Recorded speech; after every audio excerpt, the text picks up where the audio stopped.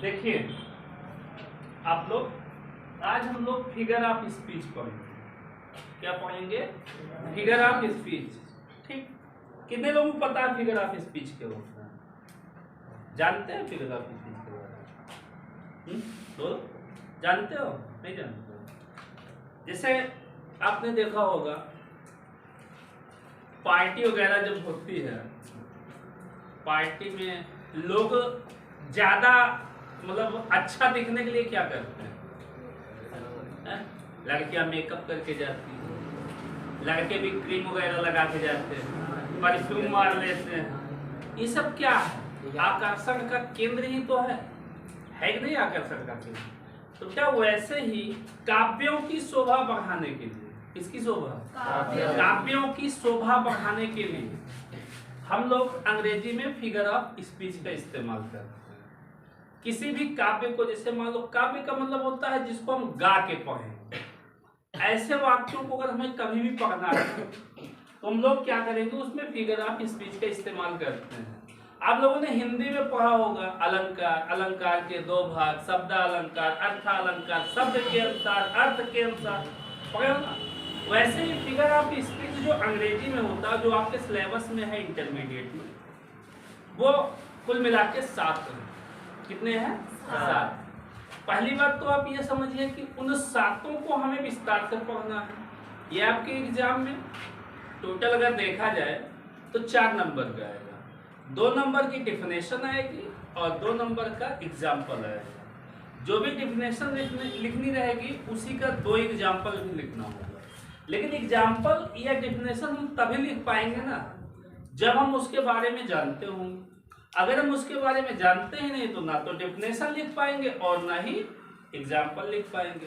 तो कोशिश ये करिए आप लोग कि मतलब अच्छे से इसको मतलब तैयार रखिएगा। क्योंकि ये बोर्ड एग्जाम में हमने पहले ही बता दिया 4 नंबर की आएगी और 4 नंबर बोले तो लगभग 1%। कितना ध्यान रखिएगा बेटा। फिगर ऑफ स्पीच इसको मतलब ये होते कितने हैं? होते तो बहुत सारे, जो हमारे सिलेबस में वो केवल है 7। कितने हैं? 7। इनको याद रखने के लिए मैंने एक शब्द यूज किया है। उस शब्द के अनुसार सारे को हम याद कर लेंगे।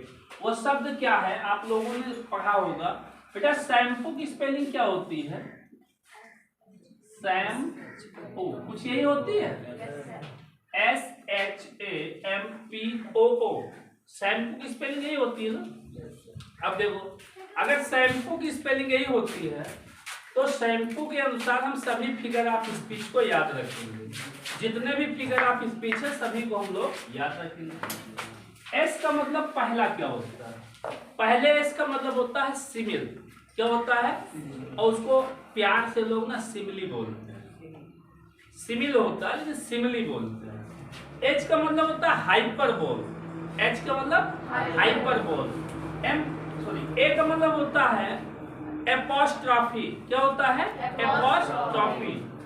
एम का मतलब होता है मेटाफर। क्या होता है? मेटाफर। पी का मतलब होता है पर्सनिफिकेशन। क्या होता है? पर्सनिफिकेशन। ओ का मतलब होता है ऑक्सीमोरन। लिखा रहता है ऑक्सीमोरन और लोग पढ़ते हैं ऑक्सीमोरान। क्या पढ़ते हैं? ऑक्सीमोरान। ओ लास्ट ओ है, उसका मतलब होता है ओनोमोटोपोइया, लेकिन लोग पढ़ते हैं उसको प्रेम से ओनोमोटोपिया।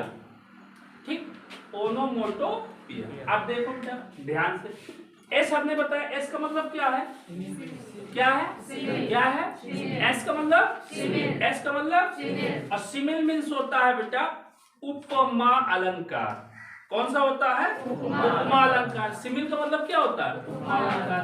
एच का मतलब होता है हाइपरबोल। हाइपरबोल और हाइपरबोल का मतलब होता है अतिशयोक्त अलंकार। कौन सा? अतिशयोक्त अलंकार। ए का मतलब होता है एपोस्ट्रॉफी। एपोस्ट्रॉफी मीन्स होता है संबोधन। क्या होता है? संबोधन अलंकार। एम का मतलब होता है मेटाफर। मेटाफर का मतलब होता है रूपक अलंकार। क्या होता है? रूपक अलंकार। पी का मतलब होता है पर्सनिफिकेशन। पर्सनिफिकेशन का मतलब होता है मानवीकरण। बेटा क्या कर रहे हो आप? इधर देखो। पी का मतलब पर्सनिफिकेशन। पर्सनिफिकेशन को हिंदी में बोलते हैं मानवीकरण। क्या बोलते हैं? क्या बोलते हैं? मानवीकरण। ओ का मतलब होता है ऑक्सीमोरन। क्या होता है? ऑक्सीमोरॉन। और बेटा ऑक्सीमोरॉन का मतलब होता है विरोधाभास। क्या होता है? विरोधाभास। और लास्ट का ओ है जो, उसको बोलते हैं ओनोमोटोपिया। ओनोमोटोपिया का मतलब होता है ध्वनि सूचक अलंकार। क्या होता है? ध्वनि सूचक अलंकार। अब देखो ध्यान से, अब बात ये आती है सर जी मतलब ऐसे तो आपने बता दिया, एस का मतलब सिमिल, एच का मतलब हाइपरबोल, ए का मतलब एपॉस्ट्रोफी, एम का मतलब मेटाफर, पी का मतलब पर्सनिफिकेशन, ओ का मतलब ऑक्सीमोरॉन, लास्ट ओ का मतलब ओनोमोटोपिया। लेकिन यदि डिफिनेशन आएगी तो क्या करेंगे? तो बेटा एक एक की हम लोग डिफिनेशन समझते हैं और एक एक का हम लोग एग्जाम्पल भी समझेंगे। पहले हम डिफिनेशन बोलते हैं, सभी लोग डिफिनेशन लिख लेंगे और डिफिनेशन हम यहाँ पर भी नोट कर देते हैं, आप लोग लिख लीजिएगा अपनी कॉपी में, और फिर उसका हम अर्थ बता देते हैं और फिर उसके एग्जाम्पल पे चलते हैं। अगर देखिए दूसरी चीज ये सब बताने से पहले थोड़ा और समझ लीजिए। जैसे देखो जो फिगर ऑफ स्पीच होता है, अभी हमने बताया फिगर ऑफ स्पीच का मतलब है किसी भी वस्तु की शोभा बढ़ाना। व्यक्ति एक वस्तु ही है, व्यक्ति एक वस्तु ही है, इसकी भी शोभा बढ़ेगी। कैसे बढ़ेगी? उस मतलब वो अच्छे अच्छे आभूषण पहने, अच्छी अच्छी क्रीम लगाए, अच्छे से मतलब अपना सौंदर्य प्रसाधन यूज करे, उससे उसकी सुंदरता बढ़ती है। अब बात ये आती है लड़के किस चीज में इनसे कम है, तो लड़के भी अपनी सुंदरता बढ़ाने के लिए क्या करते हैं? फेयर लवली की जगह हैंडसम लगाते हैं। तो मतलब अधिकतर ये सब कहाँ होता है? आप स्कूल जाते हो तो ऐसा करके जाते हो क्या? कभी नहीं जाते। लेकिन पार्टी में जाते हो तो क्यों? क्योंकि सारे लोगों का आकर्षण आप पे रहे। सेम वही कंडीशन देखिए, जब मतलब जयमाल का सिस्टम होता है तो लड़कियों को देखो मतलब एक से एक वैरायटी के कपड़े पहन के तुरंत चढ़ जाएंगे। इसके क्यों? क्योंकि मतलब लोग उनको ज्यादातर अट्रैक्ट करें। वैसे ही बेटा कभी कहीं भी कोई सेंटेंस लिखा हो तो उसका मतलब ये मत समझो कि मतलब उसमें कुछ नहीं। यदि उसमें कुछ मिर्च मसाला डाला गया है तो क्यों डाला गया है? क्योंकि उस लाइन को पढ़ने में अच्छा लगे। जैसे एक बताते हैं आपको, चंदू के चाचा ने चंदू की चाची को चांदनी चौक में चांदनी रात में चांदी के चम्मच से चटनी चटाई। सारे चेचे आ गए सब चाचा। क्यों? इसी तो बोल सकते थे ना, चंदू के चाचा ने चंदू की चाची को चटनी चटाई। लेकिन ये तो ना लंबा क्यों? क्योंकि मतलब बोलने का उनका एक्शन जो है ना वो अलग है, ताकि आपको अच्छा लगे और आप प्रेम से सुन सको। ठीक, जैसे उसी तरीके से आपको मतलब जो है इसमें सबके लिए अलग अलग तरीके से मिलेंगे। पहला हम लोग पढ़ते हैं इसमें सिमिल। क्या पढ़ते हैं? सिमिल। क्या पढ़ेंगे?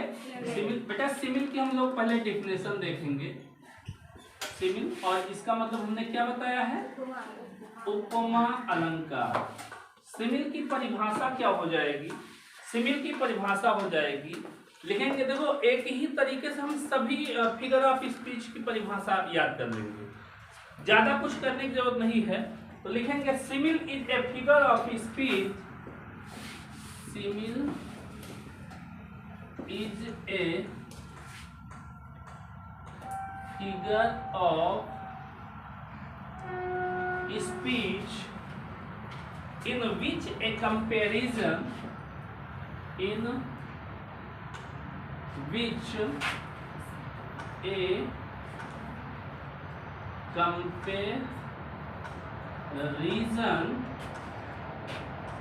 is made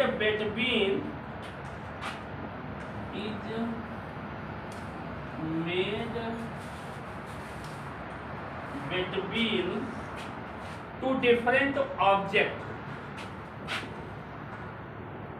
Two different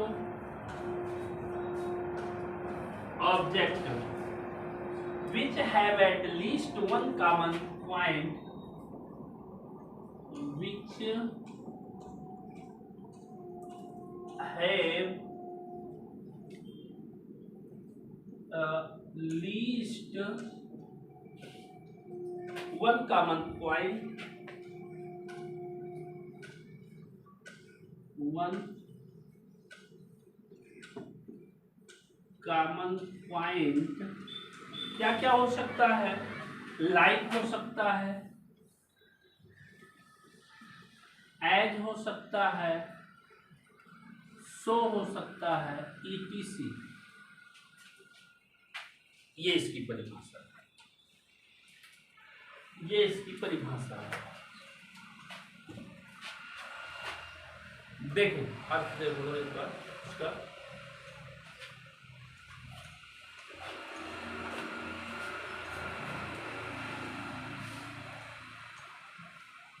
अर्थ भी देख लो।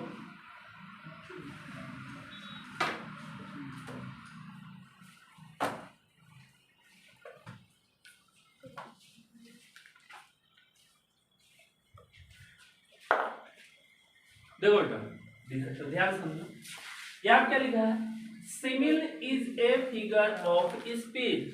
सिमिल मीन्स होता है उपमा, इज मीन्स है, a figure of speech means अलंकार, इन माने में, विच माने जिसमें, एक कंपैरिजन माने होता है तुलनात्मक शब्द यानी तुलना, इज माने है, मेड मीन्स बनाता, बिटवीन माने बीच में, टू माने दो, डिफरेंट माने भिन्न भिन्न, ऑब्जेक्ट्स मीन्स वस्तु में, विच माने जो कि, हैव मीन्स रखते हैं, अलीस्ट मीन्स कम से कम, वन माने एक, कॉमन मीन्स होता है उभयनिष्ठ, पॉइंट माने बिंदु या कॉमन वर्ड भी कह सकते थे।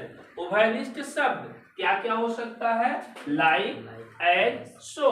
मीन्स सिमिल की पहचान ये है कि सिमिल का अगर कोई भी एग्जाम्पल होगा तो उसमें सबसे खास बात यह है कि हम उसमें सबसे पहले ये देखेंगे कि जब उस सिमिल का कोई भी एग्जाम्पल दिया जाएगा तो उसमें सबसे पहला काम ये होगा कि या तो लाइक लगा होगा, या तो एज लगा होगा, या तो फिर सो लगा होगा। क्या क्या लगा होगा, लाइक, एज, सो। लाइक, एज, सो मतलब कहने का ये है, सीधा तरीका आप हिंदी में ये समझिए कि अगर किसी वस्तु की किसी दूसरे वस्तु से तुलना की जाए, अगर किसी वस्तु की या किसी व्यक्ति की किसी दूसरी वस्तु या व्यक्ति से तुलना की जाए तो तुलनात्मक शब्द जो होंगे वो लाइक, एज, सो जरूर आएंगे। या तो लाइक आएगा, या तो एज आएगा, या तो सो आएगा। अब एग्जाम्पल के तौर पर देख लीजिए आप, द ग्रेट खली एग्जाम्पल है, द ग्रेट खली। कौन, the great Khali looks as strong, looks as strong as an ox,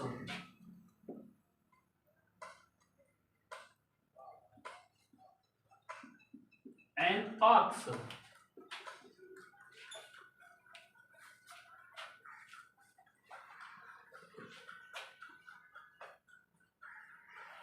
देखिए इसका देखो यहां लिखा है द ग्रेट खली, द ग्रेट खली। कौन, द ग्रेट खली।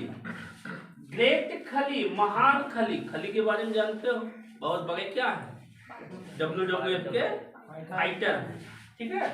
द ग्रेट खली लुक्स माने दिखाई देता है, एज स्ट्रॉन्ग माने मजबूत, एज जैसे, एन ऑक्स एक बैल।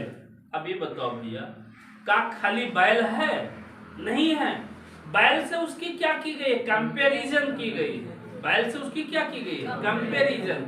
मीन्स लोगों को बताया गया है कि जो खली है उसके एक बैल के बराबर ताकत है, ना कि वो खुद बैल है, ठीक है ना।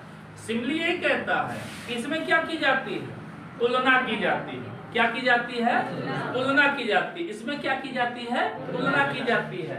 तो यहाँ पे क्या बताया गया, द ग्रेट खली, ग्रेट खली महान खली, लुक्स मीन्स दिखाई देता है, एज मीन्स जैसे, स्ट्रॉन्ग मीन्स मजबूत, एज मीन्स की तरह, एंड ऑक्स मीन्स एक बैल की तरह। मीन्स खली के पास जो मजबूती है वो एक बैल के जैसे है, मीन्स बैल की तरह है, तो इसकी तुलना की जा रही है।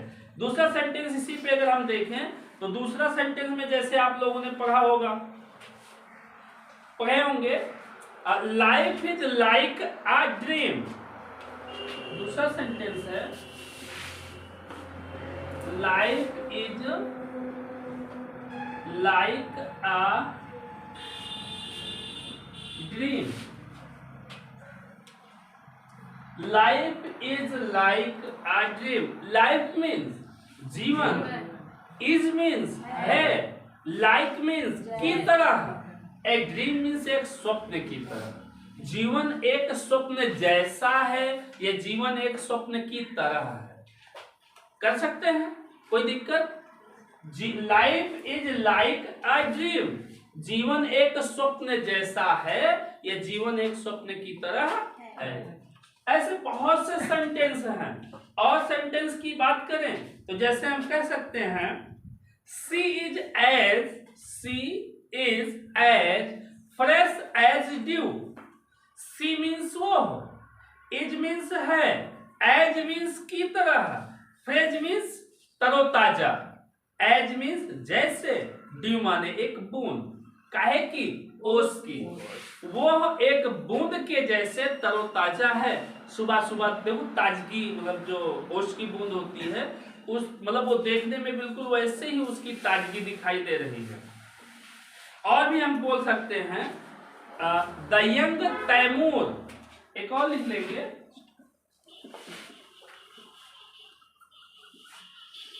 The young Taimur is as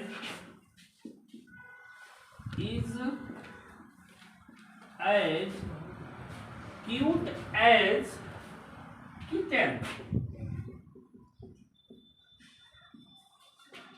The young Taimur is as cute as kitten.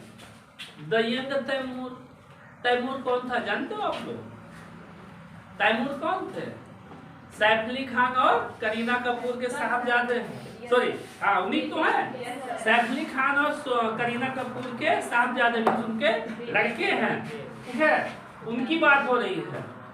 The young Taimur, young means वो नवयुवक, तैमूर इज मीन्स है, एज मीन्स की तरह, क्यूट सुंदर है ना, एज किटेन जैसे कि बिल्ली का बच्चा। मतलब तैमूर की संज्ञा किससे दी गई है? जैसे बिल्ली के बच्चे से। किससे दी गई है? जैसे कि वो एक बिल्ली का क्या है? बच्चा है। जैसे कि वो क्या है? एक बिल्ली का बच्चा है। तो the young Taimur is as cute as kitten. Taimur एक बिल्ली के बच्चे की तरह है। और कौन तैमूर? सैफ अली खान और करीना कपूर के साहबजादे की बात हो रही है। यहाँ किसी और तैमूर की बात नहीं, वो तैमूर लंग की बात समझो तो लंगा था। ठीक, बताइए सिमिली में कोई तरीके की दिक्कत हो किसी को? है कोई दिक्कत? यदि हो तो फिर से एक बार रिवाइज कर देते हैं, देख लीजिए। हमने बताया simile is a figure of speech in which a comparison is made between two different objects which have a least one common point like as shown etc. हमने बताया simile means upma, is means है, a figure of speech means अलंकार, इन माने में, विच माने जो कि, ए comparison एक तुलनात्मक, इज माने है, मेड बिटवीन माने के बीच में बनाता है, टू डिफरेंट ऑब्जेक्ट दो भिन्न भिन्न वस्तुओं के बीच में, दो भिन्न भिन्न वस्तुओं के बीच में यह क्या बनाता है? एक तुलना बनाता है या एक तरीके से समानता दिखाता है। Which have at least one common point, और इन सब में कम से कम एक बिंदु मीन्स एक शब्द कॉमन होता है। जैसे कौन? लाइक, एज, सो। कहीं भी ऐसा लिखे दिखे तुरंत। अब पोएम में कैसे ढूंढेंगे? पोएम में अगर सेंटेंस में देखो एज आया है, लाइक आया है, सो आया है, लगा देना उपमा अलंकार है, सिमिली है कि नहीं। वहां पे तुरंत हम लगा देंगे सिमली है, और सिमली का हमने एग्जाम्पल भी बताया। सिमली में क्या होता है, सिमली में हमने बताया कि इसमें किसी वस्तु या व्यक्ति की समानता किसी दूसरे वस्तु या व्यक्ति से की ही जाती है। ठीक है, ये आपका सिमली हो गया। अब दूसरे की ओर बढ़ते हैं हम लोग। दूसरा आपका क्या है, मेटाफर। बेटा देखो, सिमली और मेटाफर दोनों एक ही जैसे हैं, इसके बारे में अब जानेंगे। मेटाफर, मेटाफर क्या होता है। मेटाफर यही तो स्पेलिंग होती है, स्पेलिंग में मिस्टेकिंग को भैया तो देख लेना आप तो, ठीक है ना, क्योंकि मीनिंग तो कम आती है। मेटाफर, मेटाफर को बोलते हैं बेटा रूपक। क्या बोलते हैं, रूपक अलंकार। मेटाफर को क्या बोलते हैं, रूपक अलंकार।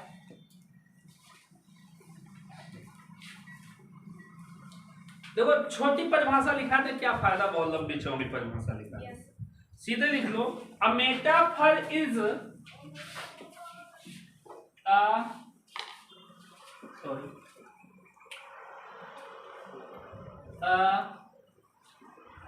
Metaphor is an implied simile, implied simile, full stop. सीधी परिभाषा है, ज्यादा लंबा चौका लिखने की कोई बात नहीं। ठीक, अ metaphor is an implied simile. क्या फायदा लंबा चौका लिखने तो अभी हम ऐसे लिख सकते थे, metaphor is a figure of speech in which a comparison is made between the different object without using comparison word. Means इसमें कंपैरिजन वर्ड का इस्तेमाल नहीं होगा। लेकिन यहाँ पे देखो सीधी परिभाषा, ए माने एक, मेटाफर माने रूपक, इज माने है, एन माने एक, एम्प्लाइड मीन्स होता है सुस्पष्ट, एकदम साफ साफ। सिमिल माने सिमिल का, उपमा का। मतलब कहने का ये मतलब है कि इसमें ये नहीं कहा जाता है कि इसके जैसा है, इसकी तरह है, इसमें कह देता ये यही है। जैसे गाना सुने हो आप, तू छांव है, तू धूप है, तू नदी है, तो क्या मतलब उसको बोल देता है। तो जिसको बोलता है क्या वो नदी है, नहीं है, लेकिन कहता है। मतलब अब उसने ये नहीं कहा तुम नदी जैसी हो, वो तो कह रहा है ना तुम नदी हो, मीन्स तू नदी है का क्या मतलब, उसको डायरेक्टली क्या बता रहा है, रूपक, मेटाफर बता रहा है। सेम यही कंडीशन यहाँ पर आती है। मेटाफर का अर्थ क्या, जैसे अभी आपने एक सेंटेंस लिखा था, इसमें एग्जाम्पल के तौर पर आपने क्या लिखा था, अभी आपने लिखा था life is like a dream. हमने बताया जीवन कैसा है, स्वप्न की तरह है, या जीवन स्वप्न जैसा है। लेकिन हम इसको लिख सकते हैं life is a dream, life is a dream. अब देखो, life is a dream, life माने जीवन, इज माने है, ए माने एक, ड्रीम माने स्वप्न। उसने ये नहीं कहा जीवन स्वप्न जैसा। अगर ये कहते था जीवन स्वप्न जैसा है तो कहाँ पहुंचते, कहाँ पहुंचते, लेकिन कह दिया जीवन स्वप्न है, मतलब जीवन को ही बता दिया भैया एक सपना ही है, जीवन एक सपना है। तो जीवन जब एक सपना है तो वहां पे कौन अलंकार होगा, वहां कौन फिगर ऑफ स्पीच होगी, मेटाफर होगी। कौन सी होगी, कौन सी होगी, मेटाफर होगी। कौन सी होगी, मेटाफर होगी। और अगर आपसे ये कह देता, जैसे अभी इसी को ऐसे भी कह सकते हैं हम लोग, the camel is the desert, the ship of the desert. दूसरा लिखेंगे, द कैमल इज, कैमल है ना, is the ship of the desert,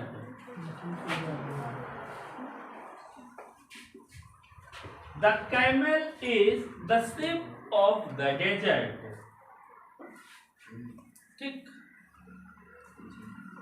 the camel is the ship of the desert. अब देखो बेटा, इसने बोल दिया द कैमल ऊंट इज माने है, द शिप माने जहाज, ऑफ मींस का, द डेजर्ट मींस रेगिस्तान का। वाकई वो रेगिस्तान का जहाज है? नहीं है, उसको कहा जाता है।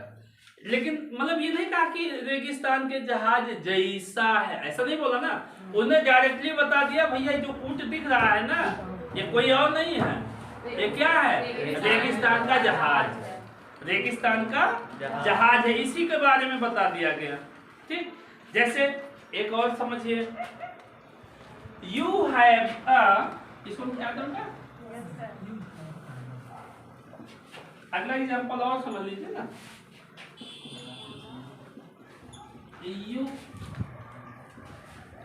You have a heart of gold। अरे वाह, बहुत बेसकीमती है। फिर देखो, you have a heart of gold। देखें कितना बढ़िया उदाहरण है इसका, कितना बढ़िया एग्जाम्पल।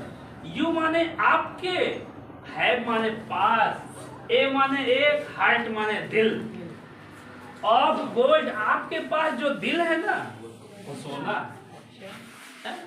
इतना बड़ा होता तो बेच के पढ़ने की जरूरत नहीं थी, बेच के अब तक अमीर हो गए होते हैं। तो हार्ट काहे का? सोने का। उसको केवल बढ़ा चढ़ा के बोल दिया, किसी को इम्प्रेस करने के बोल दिया, ऐसा बोल दिया ऐसा कि you have a heart of gold. अरे यार आपके पास दिल नहीं है, सोना है? बोल दिया काहे के लिए? इम्प्रेस करने के लिए, मींस आकर्षित करने के लिए। हमने बताया ना फिगर ऑफ स्पीच क्या है? आकर्षण बढ़ाना है, शब्दों को बोलने में आकर्षण बढ़ाना। जैसे मतलब ऐसे भी बोल सकते थे कि मतलब दही खट्टी है, अरे वाह दही तो इतनी खट्टी है कि चीनी का असर ही नहीं है, लो। अरे बोल सकते थे भैया दही खट्टी है, जानते हैं? नहीं, इतना बढ़ा दिए, उससे यह पता चलता है कि चीनी चाहे जितने डालते जाओ कोई असर नहीं। You have a heart of. अब देखो एक और प्यारा सा उदाहरण आपको बताते हैं, एक बहुत प्यारा सा उदाहरण। माई टीचर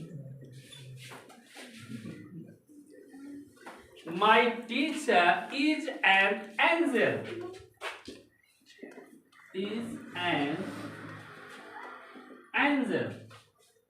एंजल मीन्स क्या होता है? क्या होता है? परी है ना, फरिश्ता भी होता है, फरिश्ता। और यहाँ पे परी नहीं बोलेंगे, अरे मतलब लेडीज थोड़ी ना कोई है, फरिश्ता। एंजल मीन्स यहाँ पे क्या है? फरिश्ता। देखो माई टीचर, मेरे अध्यापक, मेरे जो हमको पढ़ा रहे हैं, इस माने है एन एंजल, एक फरिश्ता है। तभी तो आप लोग इतना सीख रहे हो, नहीं कहाँ सीखते? अगर वो बेकार होते, उठा के डंडा पीटते अभी तो सब भूल जाते। तो my teacher is an angel, बताओ किस में का हो सकता है? देखो यहाँ पे सर जी कैसे, अभी आप तो बोल रहे हैं, हम लोग कुछ देर सुनेंगे समझेंगे, बाद में भूल जाएंगे। भूलने का काम ही नहीं, केवल आप ये समझो किसी को डायरेक्टली बोल दिया तो समझ लेना मेटाफर। किसी को डायरेक्ट बोल दिया गया तो समझ लेना क्या है? मेटाफर। माय टीचर, मेरे अध्यापक, इज माने है एन एंजल, एक फरिश्ते हैं। मेरे अध्यापक क्या हैं? एक फरिश्ता है। मेरे अध्यापक एक फरिश्ता है। और भी बोल सकते हो, दिस क्लास इज अ जू। दिस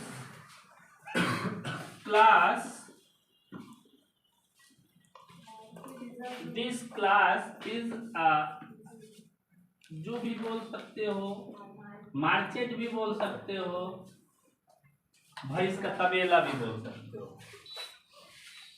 अब सोचो, जब कभी कभी देखा होगा आपने, जब क्लास में टीचर जाता है तो लड़के शोरगुल मचाया करते हैं ना, तो टीचर क्या बोलता है? यार तुम लोगों ने तो इसको कबाड़ खाना बना रखा है, तुम लोगों ने तो इसे बाजार बना रखा है।